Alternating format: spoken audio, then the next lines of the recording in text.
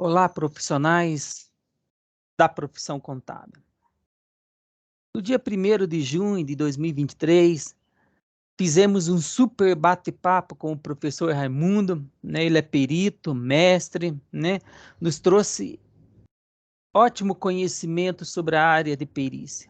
Vai estar o vídeo aqui, convido a vocês a assistir o vídeo, né? E muito mais que isso, né? Convido vocês a curtir, a compartilhar, né? No próximo dia 26 de junho, às 17 horas, teremos um novo encontro da Procon Paraná. Você está convidado, né? Você, profissional contábil, você, estudante de ciências contábeis, está convidado a vir conosco, participar, interagir, né? Nessa próximo encontro, com certeza já vamos ter o certificado. Foi muito pedido para mim a questão disso, né? Por causa da faculdade, muitos alunos precisam contar horas de atividade e vamos ter sim o nosso certificado aí a partir do próximo bate-papo. Fica o convite, curte a Procon Paraná, compartilhe a Procon Paraná e faça parte da Procon Brasil. Agradeço de coração imensamente ao professor Raimundo pela dedicação dele. Agradeço imensamente à colega Loni do Rio Grande do Sul, que enriqueceu esse bate-papo com a presença dela, né?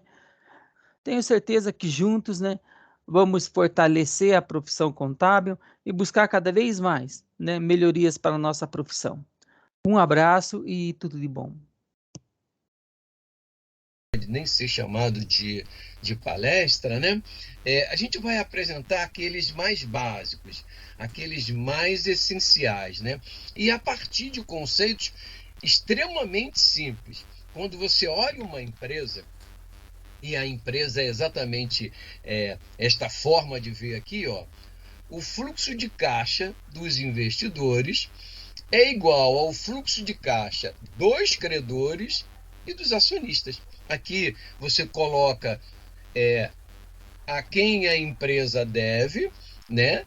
Tomou dinheiro emprestado, comprou a crédito, e aqui é quem colocou o dinheiro na empresa.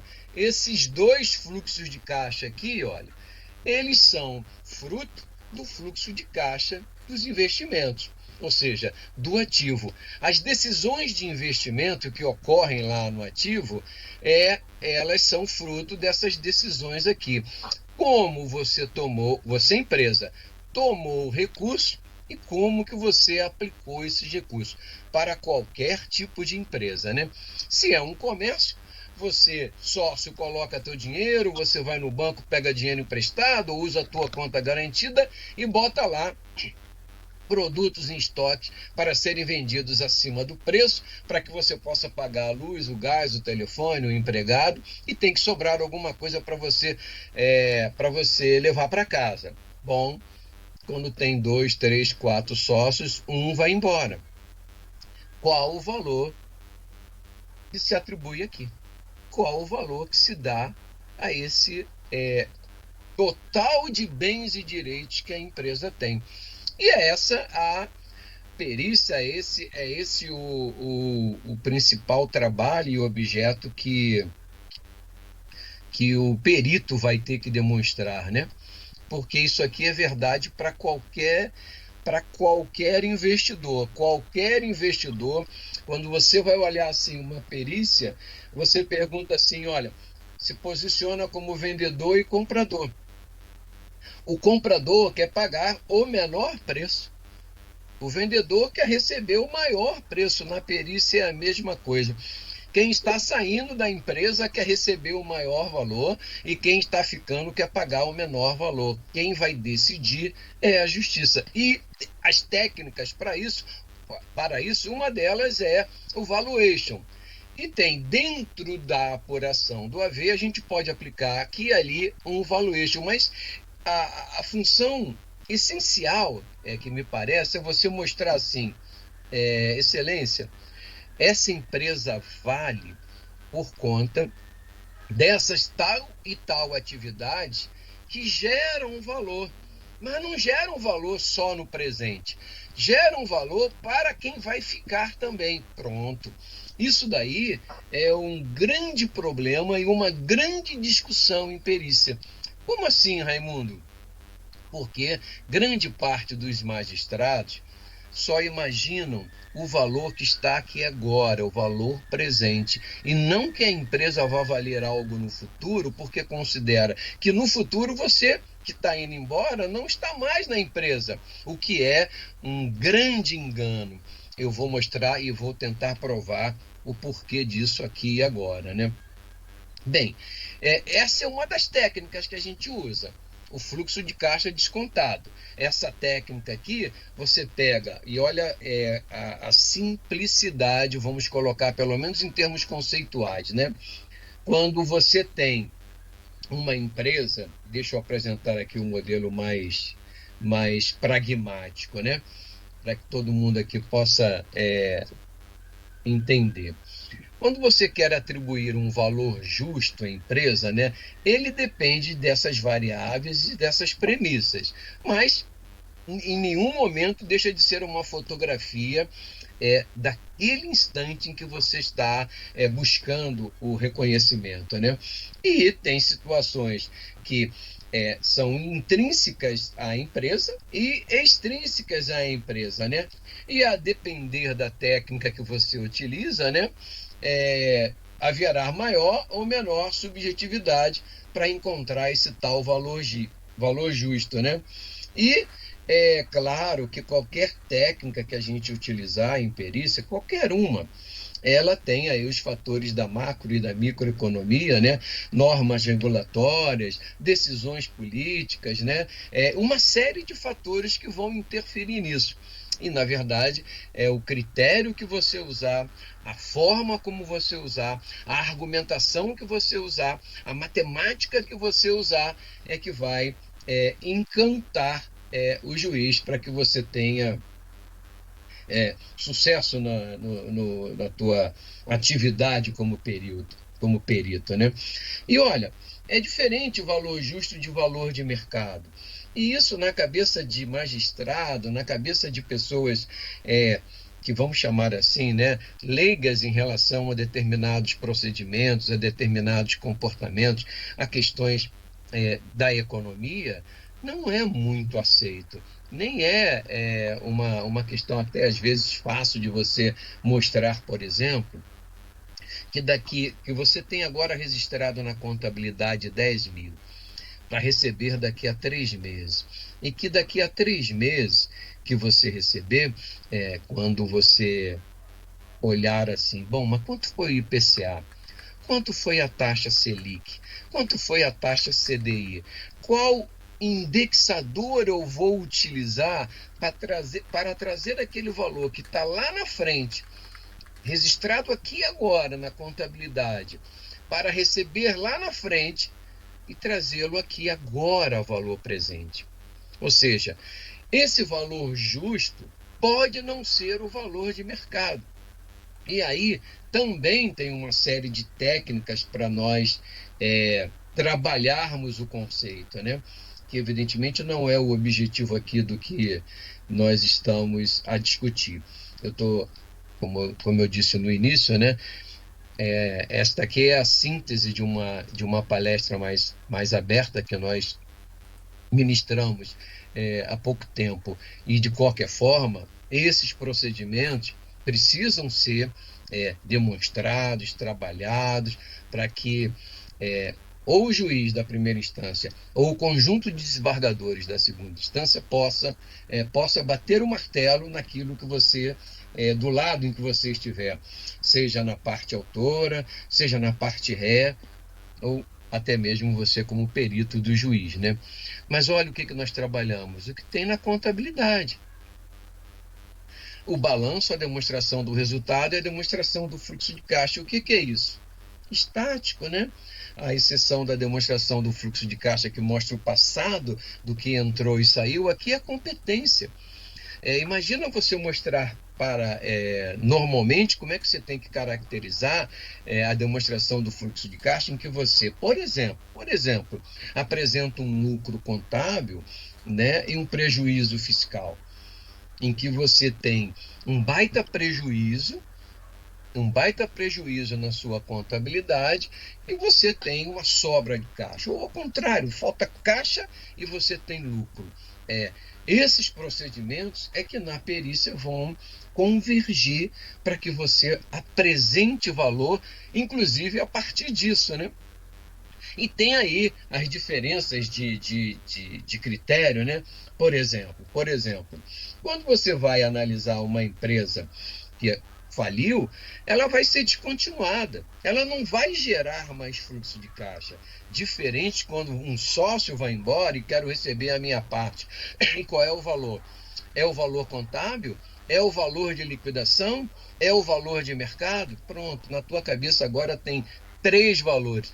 Existem muito mais valores, né? Eu vou colocar esses 3 sintetizados. O valor que está na contabilidade, o valor de liquidação da empresa e o valor de mercado dessa empresa, né?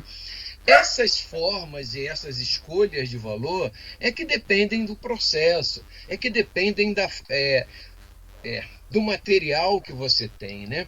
Tem empresas, gente, que não tem material nenhum, e você tem que levantar o balanço patrimonial com o que tem.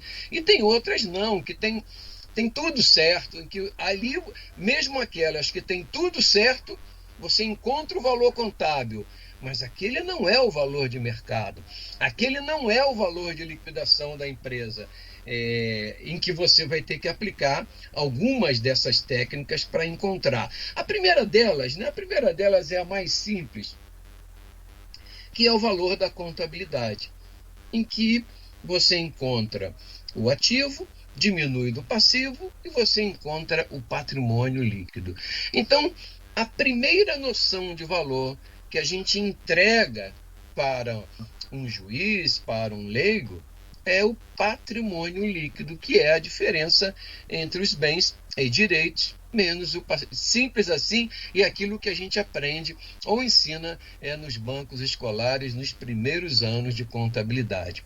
O valor de liquidação é o mesmo conceito, apenas trazendo tudo no ativo que está para receber no futuro, tudo no passivo que está para ser pago no futuro e traz a valor presente. E encontra-se aí um novo PL, que é o PL de liquidação. E aí a gente vai ver daqui a pouco. Caramba, Raimundo, o valor presente depende, evidentemente, de eu trazer isso a uma determinada taxa, né? Uma determinada... Qual taxa a gente vai usar? De que forma a gente vai usar, não é?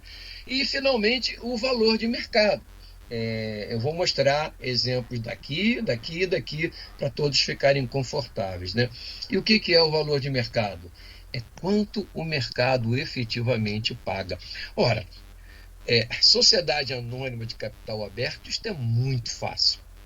Basta você olhar quantas ações existem em circulação, qual é o valor da ação, multiplica essa quantidade de ações vezes o valor da ação, pronto, você encontra o valor que o mercado está pagando, que pode ser diferente da contabilidade, do valor contábil. Pode ser, não deveria, mas pode ser. E aí vai entrar outros critérios e outros argumentos. Faturamento, capacidade e uma coisa chamada goodwill, que a gente vai discutir daqui a pouco, né? Então imagina uma empresa assim, olha, ela tem esse ativo aqui de 225 milhões e olha a estrutura de financiamento, né? E financiamento no sentido lato da expressão, viu? Não é financiamento obtendo dinheiro de banco, não. Como que a empresa é financiada? Por capitais próprios, por capitais de terceiros, aqui está o capital total dela. Avaliar essa empresa só pelo valor contábil é você olhar, bom, essa empresa vale 105 milhões. 225 milhões menos 120 milhões, 105 milhões é o valor contábil da empresa. Resta saber se esses valores que estão aqui e que estão aqui eles são efetivamente quanto vale, se são o valor justo da empresa, e normalmente não são o valor justo, né? Então, essa empresa, o valor contábil de uma empresa é dado pura e simplesmente quando você olha o patrimônio líquido. Então, se alguém olhar assim, ou perguntar ou questionar, bom, o valor contábil é quanto eu vou pagar pela empresa. Ótimo, se a contabilidade tiver registrada a valor justo. E normalmente não está, né? Aí tem um outro conceito. A empresa vai acabar. Vamos embora. Ela vai deixar de existir. Você vai usar valor de liquidação, porque ela não tem mais fluxo de caixa. Também é um procedimento bem simples quando você está apurando essa questão falência, ou por um outro motivo qualquer a empresa vai acabar. Bom, você tem aqui a mesma conta, a mesma contabilidade te informando isso aqui, ó. Agora, olha o que está sendo proposto aqui para nós pensarmos em conjunto, ó. E se você soubesse que há 100 milhões no ativo, desses 225 milhões aqui, há 100 milhões no ativo, os quais deverão ser recebidos somente daqui a 90 dias. Então, tem 100 milhões aqui que a empresa, é um direito que ela tem para receber daqui a 90 dias. Óbvio. Que neste momento, nesta data D0 e não D mais 90, esse valor de 100 milhões não vale 100 milhões.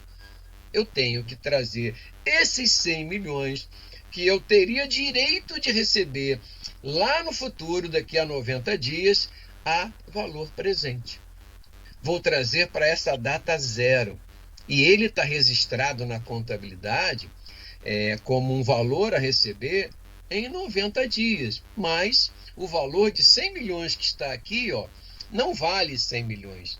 Ele vale 100 milhões descontado a uma taxa qualquer. Igualmente, no passivo, tem lá valores, né, que serão ou deverão ser pagos no futuro.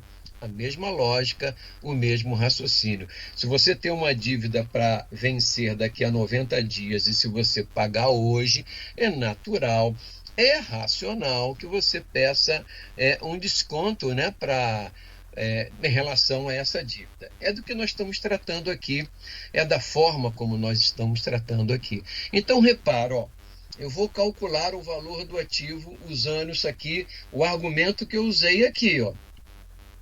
A inflação foi de 10%, né? E 70 milhões do passivo que eu estou devendo, ou seja, 100 milhões que eu tenho direito, 70 milhões que a empresa tem que pagar, né? Eles serão pagos descontados. Ou seja, os 100 milhões eu vou descontar. E olha o que é o desconto. 100 milhões dividido pela taxa ou pela inflação. Agora, Raimundo, qual foi o indexador que você usou? Aqui não há uma indicação nenhuma. Vamos usar só o IPCA, que caracteriza a inflação brasileira, né, oficial. Ótimo. Mas se o teu alguém contestar e falar, não. Nesse tipo de empresa aí, é melhor o IGPDI. Pronto, você colocou um ponto de dúvida em relação só ao indexador.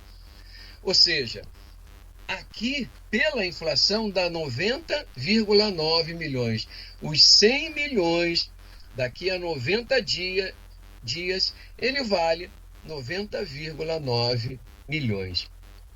Pelo IPCA, que eu estou aqui caracterizando ou considerando, mas pelo IGPDI seria outro, pelo IGPM seria outro, pela taxa Selic seria outro, pela taxa CDI seria óbvio que eu estou aqui só colocando na sua cabeça o seguinte: você é perito, que indexador eu vou usar? Para aquele tipo de empresa, existe um indexador único? Será que é só a inflação que a gente pode? Claro que não, é evidente que não. Existem argumentações para defendermos outros indexadores, só que vai haver contestação, né? E aí cabe o teu argumento. Bem, seguindo aqui a mesma lógica, ó, os 70 milhões descontados a taxa de 10% valem 63. Pronto. O que nós temos agora? Nós temos agora um ativo que, olha, ele era 225 milhões. Ao fazermos esses procedimentos aqui, ele vale agora 215,9 milhões. O passivo era 120 milhões. A valor presente, ele é 113 milhões. O patrimônio líquido era de 105 milhões. Ele agora é de 102,4 milhões. Este é o valor de liquidação. E aqui, meus amigos e amigas, não tem verdade absoluta. Descontado a 10%, nesse exemplo bem simples aqui, descontado via IPCA, que é a inflação oficial do nosso país, é isso aqui. Mas repara, se você tem dívida maior do que direitos, quando você desconta a mesma taxa, é bem provável que ao invés de você, como foi o caso aqui, diminuir o teu patrimônio líquido, você aumentá-lo, a depender, evidentemente, das taxas. Aqui, neste exemplo muito simples, 10% de um lado, IPCA, 10% de outro lado, IPCA. Mas nem sempre é assim. Nem sempre as argumentações serão tão simplórias como essa que eu estou colocando apenas para levantar a questão para você pensar junto comigo, né? De qualquer forma, nós acabamos de ver valor contábil, valor de liquidação e agora valor de mercado. E valor de mercado, ele depende de ações, sejam elas seja a empresa listada ou não listada no mercado, listada Sociedade Anônima de Capital Aberto, não listada Sociedade Anônima de Capital Fechado. E as limitadas, as cotas, quanto vale isso? Que forma argumentar? Como encontrar? Quando é SA, é muito aberta, né? É muito simples você encontrar o valor de mercado. Muito. Quanto vale a ação? Vai lá no pregão, você olha, você sabe, e você escuta isso a toda hora, né? Quanto vale a Petrobras hoje? No dia seguinte ela vale menos 30%. É óbvio, isso, o valor de mercado, né? Por quê? É óbvio que se as ações caíram de preço, se as ações subiram de preço, esse valor de mercado oscila, né? Em função de uma série de motivos. Então, para continuar nesse exemplo aí, né? Supondo que tenha 105 milhões de ações e essas ações valham 98 centavos, o valor de mercado da empresa a ser considerado nessa hipótese que eu estava cogitando é de 102,9 milhões. Então, repara, num único exemplo, olha o que você tem e se posiciona agora como juiz. 102,9 milhões, você tem 102,4 e 105 milhões. E aqui, para citar apenas, né, os valores mais óbvios que todos nós identificamos como contador, imediatamente. O valor contábil, o valor de liquidação e o valor de mercado. Então, o teu trabalho na perícia, né, é encontrar, não o meio termo, a melhor argumentação para informar ao magistrado, independentemente do lado em que você esteja, na parte autora, na parte ou como perito do juiz, quanto efetivamente, a teu juízo, vale a empresa. E aí eu entro com a questão que eu estava levantando há 10 minutos atrás. Bom, quem está saindo quer receber muito. Quem está e vai pagar para quem sair quer pagar pouco. E aí entra as argumentações. Então perceba, a técnica é importante, é fundamental, A argumentação sobre essa técnica é que vai decidir e que vai determinar para onde o martelo será batido, né? E aí a gente tem a caracterização disso daí, né?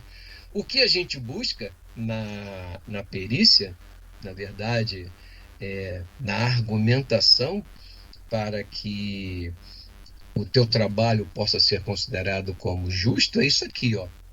Um meio termo entre o valor do investimento e o valor da liquidação.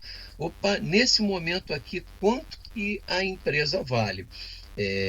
A argumentação sobre o valor passa por esse conjunto, né, de procedimentos para determinar. Este seria, em tese, o valor justo, o valor em que é o mais caracterizado, o mais apropriado para ser pago, né? Bom, aí todas as questões que eu já levantei aqui, né? Olha o exemplo que eu vou citar aqui para você ver a importância dessa questão matemática e do entendimento disso, né? Olha só, dentre as várias questões que podem gerar divergências entre as partes interessadas na avaliação de empresas passíveis de geração por demandas judiciais, né? Temos as escolhas dos critérios utilizados para obtenção das taxas de desconto, que são ou perpetuidade, né? Algo em que no futuro infinitamente continuará gerando valor. Olha, imagina você colocar assim para um juiz, excelência, uma empresa, quando você admite que ela vai acabar, todas as entradas e saídas de registros, né, serão diferentes. E você sabe que ela vai acabar. Uma das condições essenciais numa empresa é a continuidade dela. E é por isso que a contabilidade registra a valor histórico, né? Se não registrava a valor de saída. Se você imaginar que vai acabar, os valores de saída serão mais importantes que os valores de entrada. Esse é um conceito, né? E esse conceito tem que estar muito claro na cabeça de quem vai julgar e na cabeça de quem, não só o magistrado em si, mas qualquer leigo que olhe a contabilidade. Não bastasse isso, olha esse exemplo aqui em termos de matemática. Ó.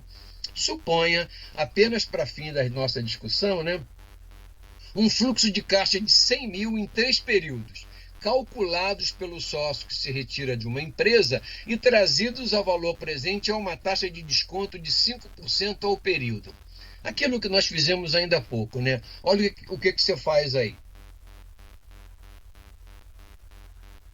100 mil em 3 períodos. Ó, o primeiro período, o 100 mil vale 100 mil dividido por 1,05. No segundo, os 100 mil, ou seja, a taxa de desconto é 5% ao período. Isto, mais isso, dá isso aqui. Toma aqui 272.300. É o valor considerando isso aqui e desde que os 5% sejam aceitos. Se você usar uma taxa de 8% ao período, um outro indexador, um outro argumento, o valor que a 5% era 272, a 8% é 257. É evidente que dependendo do lado em que você esteja, você vai questionar. Dado que os 100 mil não está sendo questionado, o que está sendo questionado? A taxa. E a taxa, repara, ela tem alguma subjetividade. Você pode entender que é a inflação, eu posso não entender que seja a inflação. Para aquele tipo de empresa, por exemplo, uma concessionária de energia elétrica, não é a inflação. Há outros indexadores muito diferentes do que meramente a inflação. Pode ser que seja uma cesta de indicadores.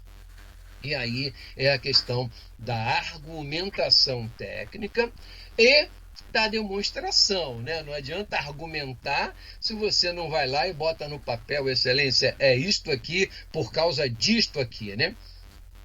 E aí temos que trabalhar quais argumentos para defender a taxa de 5% e quais argumentos para defender a taxa de 8%, né? Ou seja, a diferença nominal neste exemplo aqui de 14 mil, ela pode ser e vai ser negociada, né? E aí é que entra a primeira, a segunda, a terceira, argumento com parte autora, argumento com parte ré, argumento com o perito do juiz, para que você possa entender e caracterizar perfeitamente aquilo que você está defendendo, aquilo que você está como perito. Ora você está na parte autora, ora você está na parte ré, ora você usa argumentos de defesa, ora você usa argumentos para argumentos para que você consiga mostrar que aquele fato tem que ser e pode ser defendido, né? Você, ao invés de defender, acusa, né? Tem as escolhas de taxas e parâmetros e o efeito no valor encontrado, né? Repara só o que eu vou colocar aqui para vocês, ó. As divergências podem estar também, além das taxas de desconto, nas taxas de perpetuidade, que eu ainda há pouco conceituei para vocês, né? A empresa vai continuar. Se ela vai continuar a uma taxa. A uma taxa qualquer de crescimento, eu tenho que trazer tudo isso, mesmo no infinito, a valor presente. Olha, gente, olha que argumentação que eu estou usando aqui. Quando você não conhece um tantinho só de economia, de matemática, isso é altamente subjetivo. Como que eu imagino uma empresa tendendo ao infinito?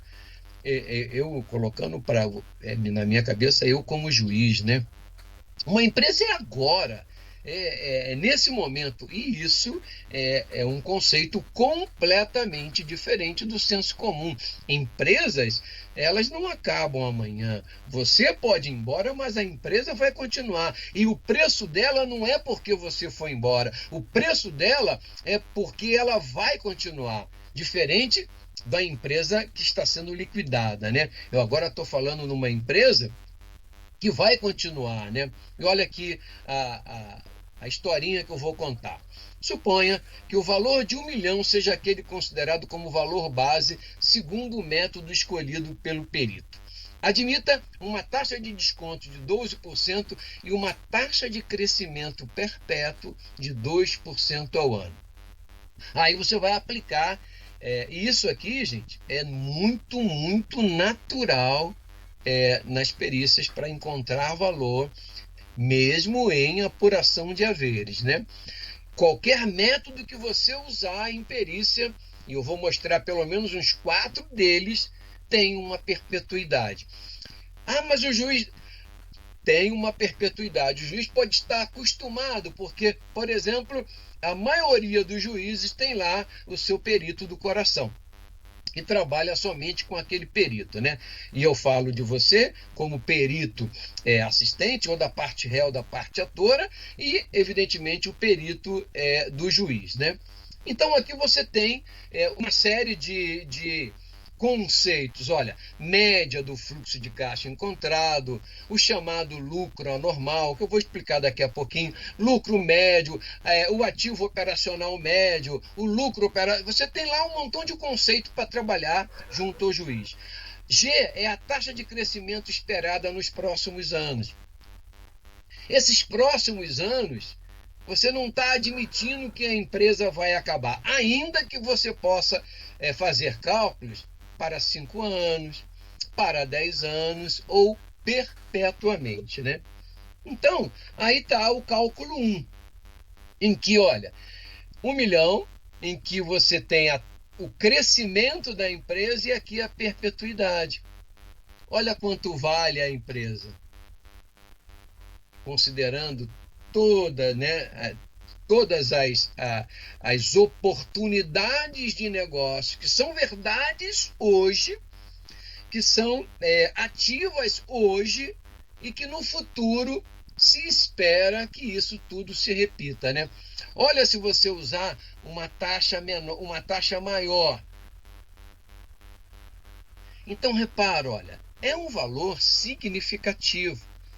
E o trabalho de perícia, o nosso trabalho, né, é argumentar desse lado ou argumentar desse lado. Ah, eu estou na parte ré, então eu vou defender isso aqui.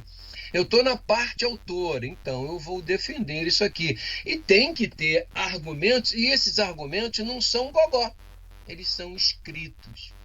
E para escrever, o encantamento tem que estar naqueles parágrafos, e não naquela linguagem proada em que você olha um processo, você, nossa, não estou entendendo nada que esses caras estão...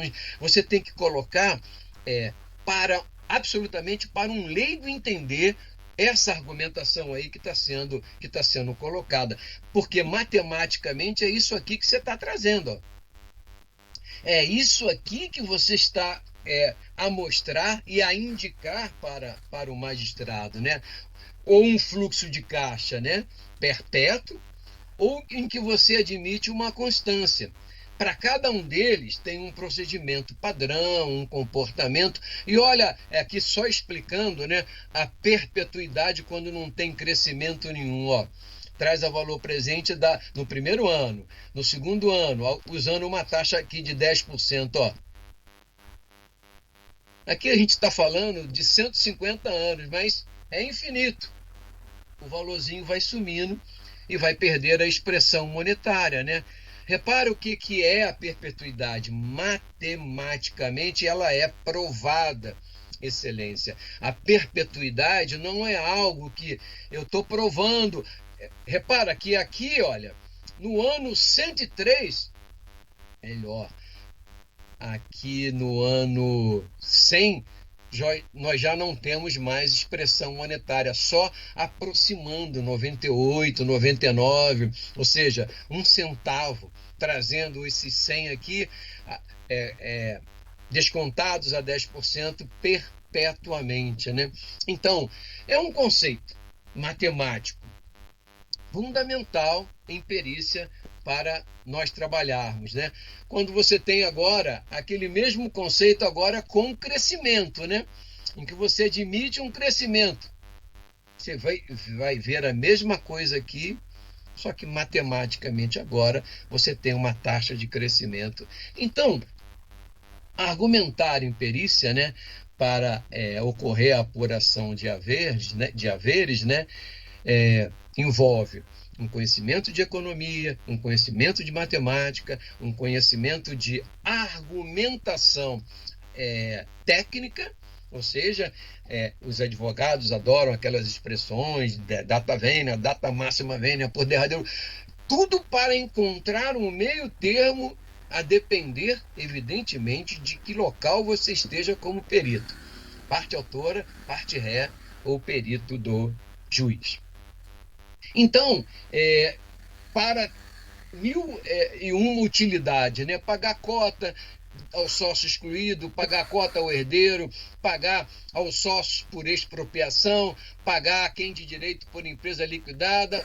Já repararam que tudo isso daqui vai ter um procedimento próprio, um comportamento próprio e uma análise própria para ver, bom, que argumento eu vou usar para esse caso específico? Que planilha eu vou usar para provar essa argumentação? Né? E aí tem alguns conceitos, né? Por exemplo, como o conceito de balanço especial, em que o balanço especial precisa ser aprovado de forma consensual entre os sócios. Ou seja, é aquele balanço que você diz assim, ó, o valor é esse. Olha só o artigo 1031 do Código Civil.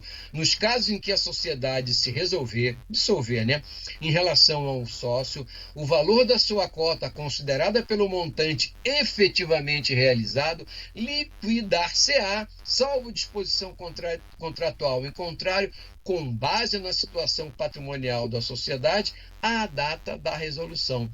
É o balanço lá, dia 2 de abril, a empresa vai vai ser dissolvida, o balanço especial levantado para essa data e até para levantar balanço também a gente vai ter aí uma série de procedimentos. Tem empresas, olha, eu fiz muitas perícias na minha vida. 90% delas eu tive que contratar um analista de sistema ou um programador para abrir o sistema, porque senão eu escreveria bobagem porque não vi o que estava por dentro dos sistemas, né? E é uma verdadeira festa. Então, o balanço especial é a peça contábil, em princípio, preparada pelo contador da empresa e não por você, né? E normalmente é mencionado em cláusula nos contratos sociais e estatutos. Quase toda empresa tem essa cláusula que está lá exposta no artigo 1031. Trata-se de um balanço levantado na data em que o fato justifica, né? E essa será a peça contábil base para o juiz determinar, para o juiz bater o martelo. Bom, tem aqui outra condição e outra expressão, que é o balanço de determinação. O Alex, você diz para mim a hora que eu devo parar para nós. Não, professor, falta muito, por mim tá tranquilo. E a colega? Tá tranquilo também, aprendendo. Então tá bem. O balanço de determinação é uma peça contábil que demonstra a posição econômico-financeira patrimonial, né, da empresa em função da determinação do juiz. A elaboração é determinada pela justiça. Já que vocês não se entendem, eu vou determinar o balanço. É a justiça determinando esse balanço, né? Em que a certificação de que os preceitos do artigo 186 e 1189 do Código Civil foram plenamente cumpridos, né? Olha o que diz o artigo 606. Em caso de omissão do contrato social, o juiz definirá como critério de apuração de haveres o valor patrimonial apurado em balanço de determinação. Ou seja, não houve concordância no balanço especial, vamos lá para o balanço de determinação, né?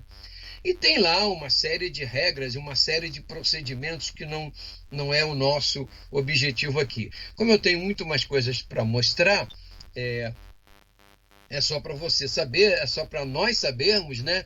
Bom, Raimundo, então o juiz, quando não tem lá ele determina o balanço, né? De determinação. Bem, aqui está talvez o grande motivo para nós fazermos, não tivesse goodwill, não tivesse essa expressão aviamento, não tivesse fundo de comércio, seria muito simples, ou mais simples, digamos assim, o trabalho da perícia, né? Mas olha o que diz o artigo 179 da Lei 6.404, que foi corroborada pela 11.638, pela 11.941, até pela 12.973, todas as questões societárias, né? Deverão ser classificados como, no intangível, os direitos que tenham por objeto bens incorpóreos destinados à manutenção da companhia ou exercidos com essa finalidade, inclusive o fundo de comércio adquirido. De novo, a gente vai ficar agora com algumas questões relacionadas à subjetividade. Qual é o valor atribuído a esse tal fundo de comércio, dado que ele não está reconhecido na contabilidade? Repararam que as questões de perpetuidade, que as questões de valor presente, tem também essas questões aqui, olha. Leiam comigo, as características intangíveis que uma empresa possui: excelente reputação, capital intelectual, carteira de clientes, localização estratégica, etc., representam esse tal goodwill que dá valor, que aumenta valor, mas que não está reconhecido na contabilidade e que precisa ser reconhecido. Qual critério? Qual forma? de que maneira a gente pode trazer o goodwill para a contabilidade, na hora que houver a apuração de haver um valuation.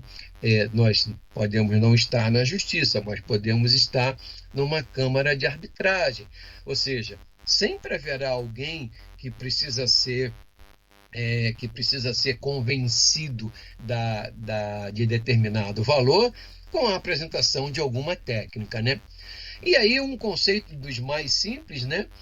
É, na verdade, um prêmio que o comprador paga e que o vendedor recebe, ou que os sócios que permanecem pagam aos sócios que se retiram. Conceitualmente não há diferença alguma. É o reconhecimento contábil que se dá pela diferença entre o valor pago pela aquisição e o valor justo da empresa. De novo, conceitos que carregam, que são, eu não diria nem que carregam, que são eivados de subjetividade para nós apresentarmos, né? Olha, isso aqui aconteceu numa das causas que eu participei, né? Está escrito isso aqui, ó. Na omissão do contrato social, quanto ao critério de apuração de haveres no caso de dissolução parcial de sociedade, o valor da cota do sócio retirante deve ser avaliado pelo critério patrimonial mediante balanço de determinação. O método do fluxo de caixa descontado não serve para tais conclusões. Com esse entendimento, e por maioria de votos, a terceira turma do STJ negou provimento ao recurso especial ajuizado pelos sucessores de um sócio de uma empresa de pinturas que esperavam calcular o valor das cotas pertencentes ao pai que faleceu, né? Em que eles, herdeiros, iriam receber, com base no critério econômico. Isso aqui aconteceu em maio de 2021. Foi agora, né? Foi agora. O que isso significa? Significa que na justiça, o fluxo de caixa descontado, para quem está saindo, para quem tem direito, não conta. E isso é um verdadeiro absurdo, conceitualmente falando, numa linha simples que eu estou aqui colocando para vocês, né? As empresas, o que você paga agora pelo preço dela em relação ao comportamento dela no futuro. Eu não estou pagando pela empresa porque ela vai acabar. Eu não estou saindo da empresa porque ela vai acabar. Eu estou saindo da empresa porque eu quero ir embora, eu tenho um motivo qualquer. Mas qual é o preço dela aqui agora? O preço dela aqui agora é a função de toda essa atividade que ela vai ter no futuro. E não o valor de liquidação, que, como nós vimos lá no início, é pura e simplesmente trazer um valor e pagar. Quanto que vale a empresa em relação ao que ela tem de reputação, o que ela tem, ou seja, a reputação não vai acabar, o ponto não vai acabar, a carteira de cliente não vai acabar, né? Então, e eu vou receber agora, Excelência, porque vai acabar a carteira de cliente, vai acabar a capacidade da empresa de gerar caixa, etc, etc. E por que eu não tenho direito de receber isso? Tem lá 1000 argumentações que nós podemos utilizar, né?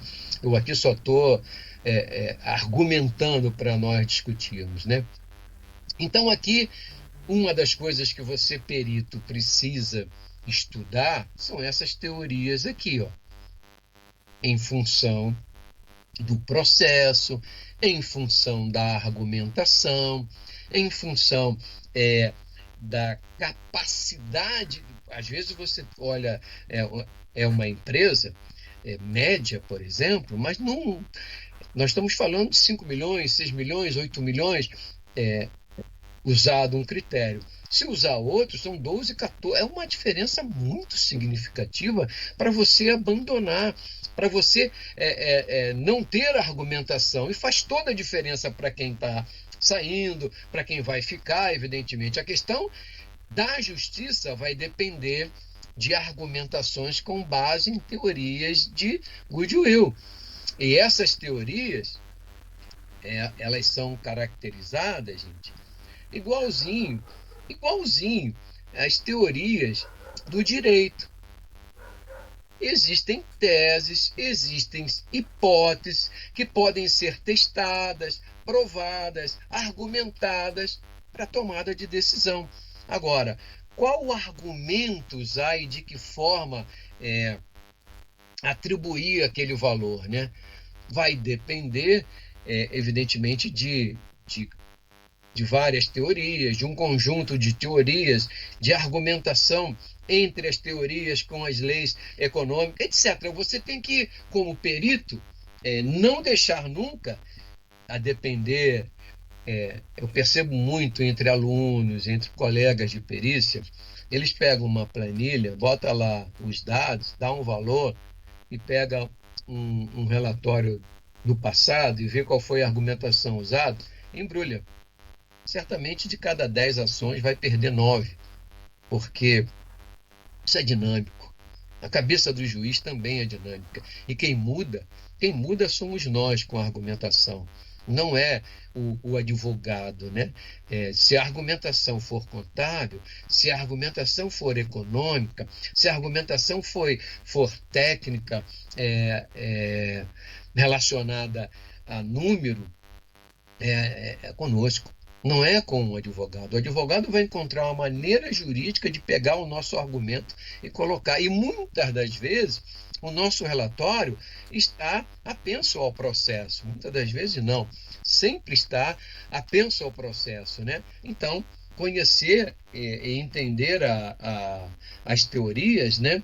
É que essa aí, com esse setão, que é a mais utilizada, a mais invocada, a mais caracterizada, né? Não é um super... não, o nome superlucro, ele defende o seguinte: o excesso de lucro médio em relação ao lucro normal. Não tem nada aqui de absurdo, né? Superlucro parece um nome assim, meio distante da realidade, mas o excesso de lucro médio ao lucro normal é esse tal superlucro. E como é que eu defino isso? Olhando o passado, colocando no futuro. Então as argumentações todas, e para cada uma dessas teorias aí, tem processo. Para cada uma delas, eu não vou aqui entrar na discussão própria, nós não estamos numa aula, né? Para olhar o passado e olhar as argumentações e ver cada processo. Em aula, eu separei alguns processos em que os colegas contadores e os advogados argumentam com base em cada uma dessas teorias, né? E a do superlucro é onde a gente encontra a maioria dos conceitos. Ou seja, raramente um magistrado, se você invocar a teoria dos resíduos, por exemplo, na questão do goodwill, você vai ter que ser muito, muito mais argumentativo e vai ter que mencionar muito mais pessoas, todas da área, tanto jurídica quanto contábil, para poder convencer a cabeça do magistrado ou do conjunto de magistrados, né? Bem, já falei da perpetuidade, já falei... Eu não vou tomar mais o tempo de vocês, né? Mas aqui tem dois conceitos que vão aparecer muito na vida de quem é perito, né? Essa questão do valor justo e a conceituação disso, né? É o preço, e aqui eu estou falando de uma norma brasileira de contabilidade, né? É o preço que seria recebido pela venda de um ativo ou que seria pago pela transferência de um passivo em uma transação não forçada entre participantes do mercado na data da mensuração. Isso é o valor justo, né? E aqui está o conceito de ágio por expectativa de rentabilidade futura, que é um dos conceitos de goodwill, né?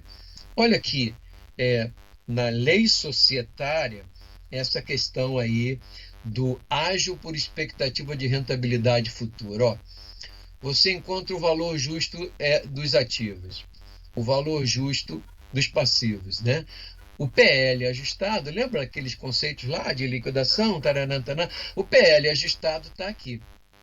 Aí você vai para a contabilidade, valor contábil dos ativos, valor contábil dos passivos. Observa, valor contábil da empresa. Aqui você tem o valor ajustado, o valor contábil, como se considera a mais-valia para efeito de lei societária.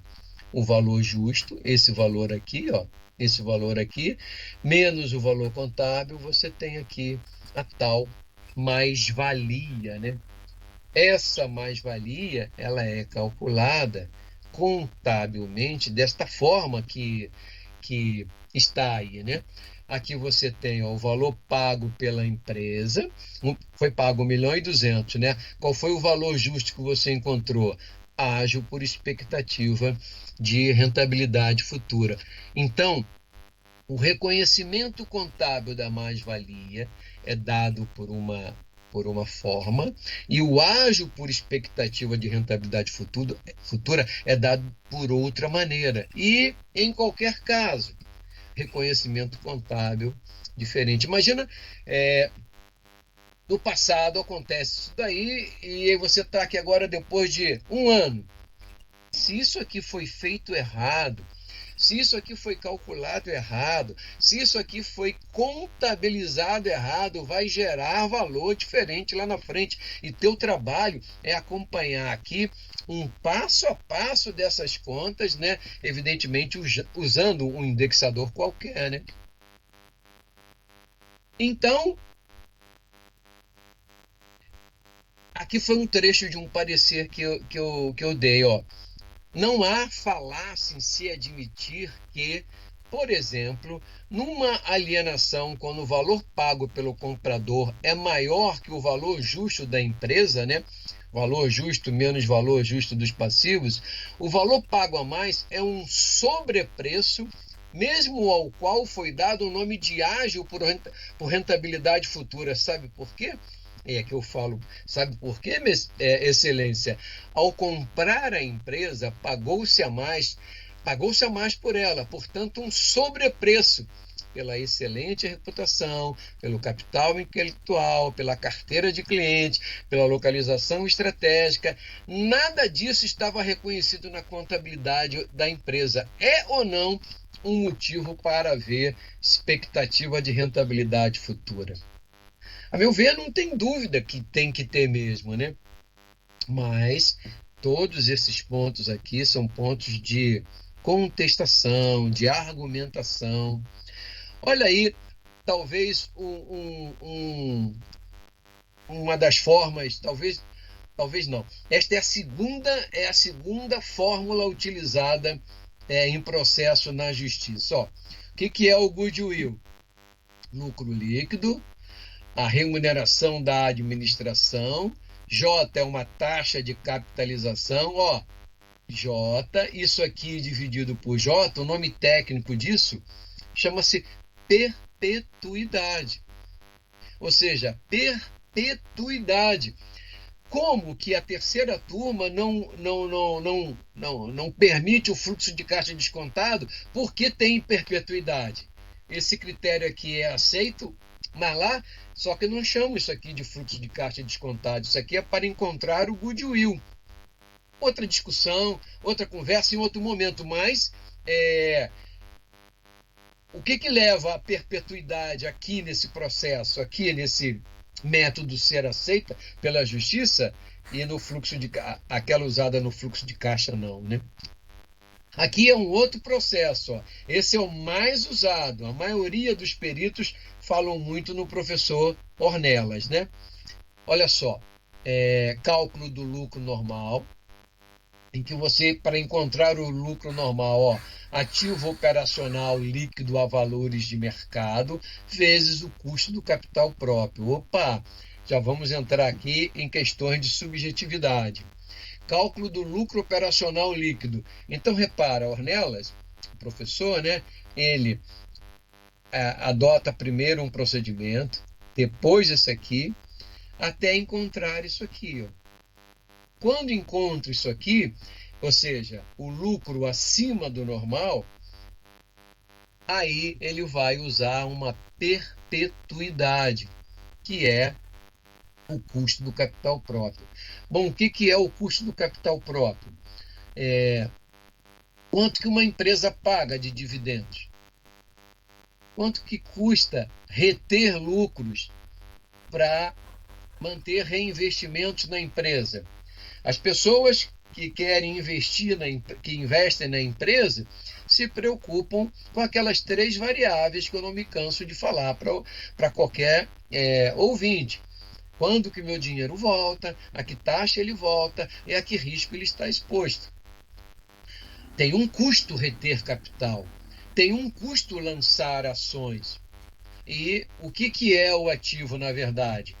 Um custo você receber receitas superiores a esse custo médio ponderado de capital, que é o custo de capital de terceiros de um lado e o custo de capital próprio. Repara, você tem de novo aqui uma perpetuidade. Então, esse conceito de perpetuidade, que é um conceito matemático, que é um conceito muito usado em economia, é algo natural.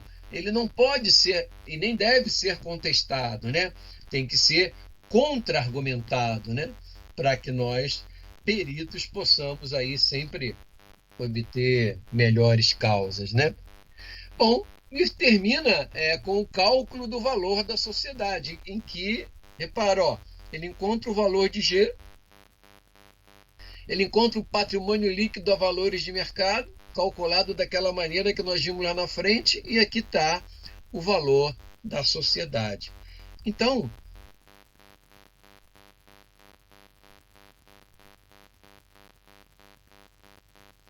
alô? Pode falar, professor. Vocês estão me vendo? Uhum. Ah, sim, é que caiu aqui para mim. Então é isso, o Alex e Loni. Professor, eu quero agradecer muito aí a sua dedicação, né? Fica aí o convite aí pro próximo aí com a Guadalupe, né? Ela vai estar presente, vai apresentar o trabalho dela. Fica aí o convite para a colega Loni, né? Se quiser fazer uma demonstração, uma palestra, fala comigo ali no grupo, né? Porque eu quero assim fazer todo mês um encontro, né? Para que a gente possa ter essa troca de ideia, essa conversa.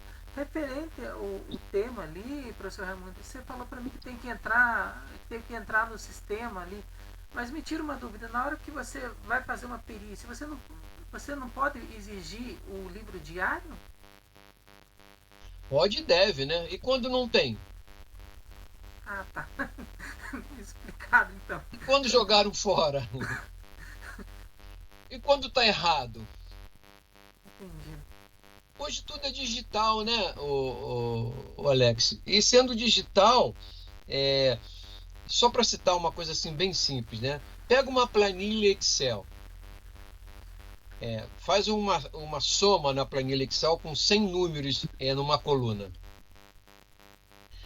Em vez de você usar a função soma, bota o número ali embaixo que você quer. Ou muito próximo. Aquilo ali tem 100, mais 200, mais 300, o número deveria dar 2.000. Aí você escreve lá 1.500. Ao invés de estar na soma direitinho, a gente não usa uma planilha e não bota lá aquela função autossoma. Aí você encontra o valor que é a soma daquelas colunas todas, não é isso? Pois é, e quando você quer fraudar e bota o valor que você quiser ali, na contabilidade, né, das pessoas, guardadas as devidas proporções, usei o exemplo do Excel apenas para você entender, você usa muito artifício, né? Então, você tem que ver o que foi transmitido efetivamente para a Receita. Ao ver o que foi transmitido para a Receita, você tem que fazer um acompanhamento no diário, no Razão, sobre aqueles números, para determinar questões contábeis, porque para encontrar valor na empresa, quando você não tem outros elementos, o que você faz? Pelo faturamento. Coisas simples assim. Como que uma empresa alega não ter faturamento, alega não ter... Aí você vai olhar a conta de luz dela. A conta de luz dela, o normal é ela pagar R$ 4.000 e teve meses que pagou R$ 8.000. Suponha isso. Ué, essa empresa não funciona, não... Você está alegando que não tem atividade, mas você deve deixar as luzes aqui do galpão todas acesas, as máquinas funcionando, porque... E que isso não é um indício de que tem atividade lá na empresa? Se tem atividade, vamos buscar onde está essa atividade, né? Então, essa coisa de vender sem nota, comprar sem nota, essas coisas são muito simples da gente caracterizar, a depender de... Às vezes precisa fazer uma venda correta. Isso depende também do tipo de perícia, né? Para cada perícia tem lá um procedimento, um comportamento, tudo é uma questão só de como que você, perito, se posiciona em relação a isso, né? E tem perícias que, Lone e Alex, são mero preenchimento de planilha, né? Quanto custa uma perícia assim de fazer um cálculo em que quanto que o cara tem direito porque foi mandado embora? Isso é muito simples. Isso não tem lá muita técnica. Na verdade, você usar uma equação, né? Sim. Usar uma equação. Então, essa perícia não é lá... Se você fizer 1.000 delas, opa, vai ganhar dinheiro, mas se fizer 3, 4 no mês, não é legal, né? Porque eu estou falando de perícias em que você tem que olhar um processo desse tamanho e criar uma tese, né? Que o trabalho do perito, não importa em que lado você esteja, não importa, ou do lado da parte autora ou da parte eu, Raimundo, não faço perícia com juiz. Eu fui diretor do Tribunal de Justiça, né?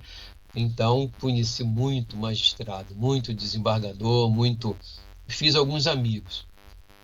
Então, no início, quando eu me aposentei no banco e montei meu escritório de perícia, eu fiz muito trabalho para juiz.